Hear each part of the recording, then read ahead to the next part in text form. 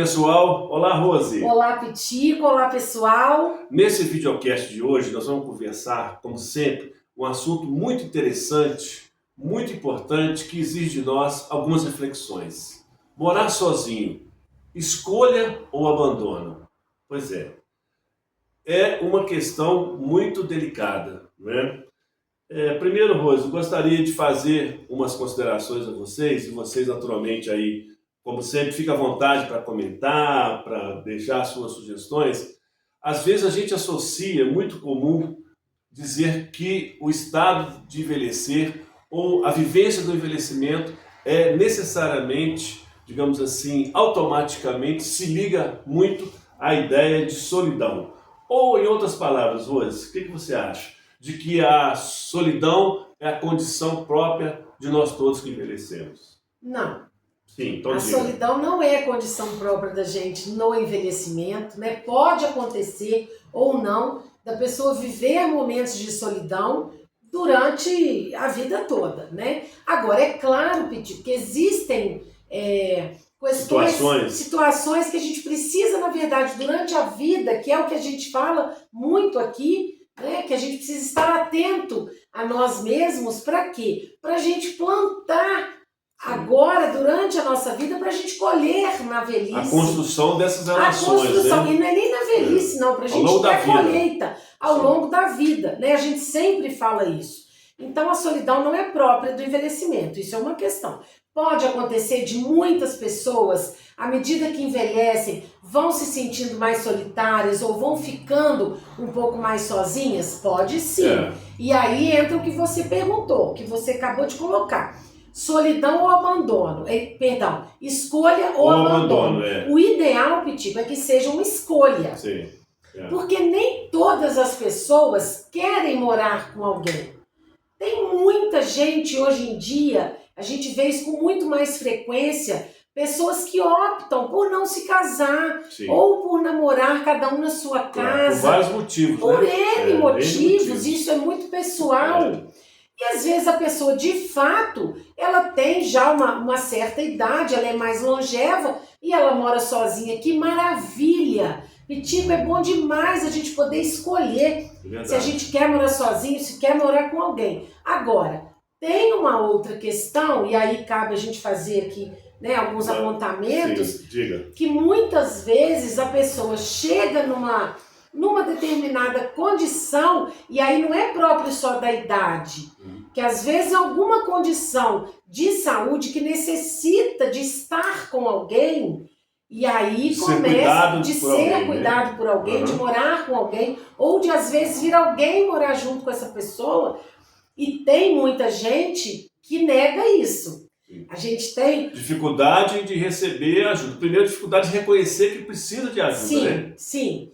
E à medida que a pessoa não reconhece que ela precisa de ajuda, ela não quer ninguém com ela. Verdade. Outro dia, uma pessoa muito querida falou assim comigo: Rose, pelo amor de Deus, por que idoso é tão teimoso? A minha tia não quer ninguém, ela não pode morar sozinha. Na verdade, gente, não é o idoso que é teimoso, não. Teimosos somos todos. E a pessoa que é teimosa durante a vida, ela vai envelhecer também. Às vezes até fica um pouco mais agravado isso. Mas já é da personalidade da pessoa, não é? Então, eu acho que a gente precisa fazer essa diferenciação, sabe, Pitico?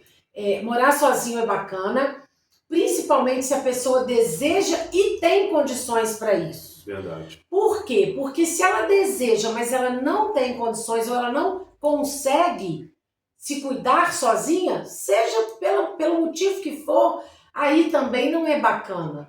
Sim. Porque aí ela vai ficar de alguma forma negligenciada, talvez até descuidada. Cuidando, risco de morte, né? Porque numa dificuldade qualquer que se apresenta, quem vai acudir? Quem vai estar perto se não existe ninguém por perto? Sim. Né? Então, realmente, precisa ter esse reconhecimento. Agora, a gente está falando dessa questão porque... E aí remete muito à solidão, voltando no início, de que a gente associa muito ao envelhecimento. Mas eu estava vendo esses dias, lendo na literatura e no dia a dia em rede social, a solidão hoje é o principal mal do século XXI. A coisa é tão séria e tão contraditória, tão paradoxal, que a gente vive num mundo super, hiper conectado, né, das redes sociais, do WhatsApp, das amizades, do engajamento, mas nós estamos desconectados de nós mesmos, de uns com os outros, a tal ponto de que no Reino Unido e no Japão criou-se lá o Ministério da Solidão. A solidão como sendo um ambiente de resposta de políticas públicas para ter esse enfrentamento do quanto que nós, no mundo inteiro, no dia a dia, independente da idade, é isso que eu quero frisar. Crianças, jovens, a depressão associa-se muito ao envelhecimento, mas não é só ansiedade com os mais jovens, com crianças, com jovens, com adolescentes. Então, assim, eu acho que é legal a gente conversar um pouco aqui, nesse sentido, desse videocast, para a gente desmistificar e provocar essas reflexões com vocês, né? Isso que a Rose falou, às vezes a pessoa idosa, ela quer ter momento de solitude, que aí é um conceito diferente, né? Solitude o que é? É você criar em você momentos para você ficar em contato com você mesmo. E na solitude a pessoa fica bem. Exatamente. Ela deseja estar em contato com ela. Nessa conturbação, desses ruídos, nessa loucura, nessa correria, eu preciso de ter um momento para mim, de conversar comigo mesmo, de meditar, de fazer um yoga que seja, de ler. Isso não quer dizer que eu sou solitário. Que me dá prazer, né? Exatamente. Então essa diferença é bom a gente colocar.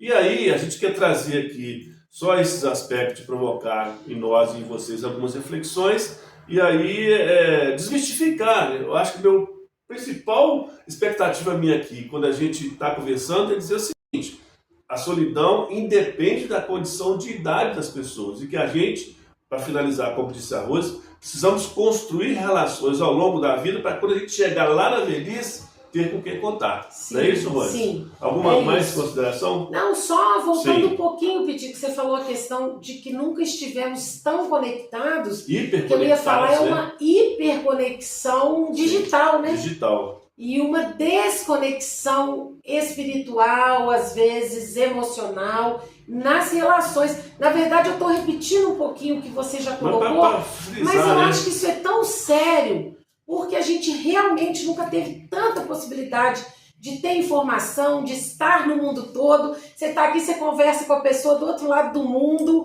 né? A gente faz vídeo e você faz uma ligação, uma chamada, enfim. E a gente precisa prestar atenção na gente mesmo, para a gente reconectar conosco mesmo, né? E com o nosso entorno, com quem nos cerca, com a vida. É isso aí. Não é? É isso mesmo. Pessoal, a gente continua essas reflexões nos próximos videocasts, no próximo videocast, tá? E aí deixa aí a sua opinião, o seu comentário, compartilhe esse videocast, né, Rose? E mais uma vez, muito obrigado pela sua atenção e até o próximo videocast. Obrigada, Pitico, obrigada a vocês e até lá.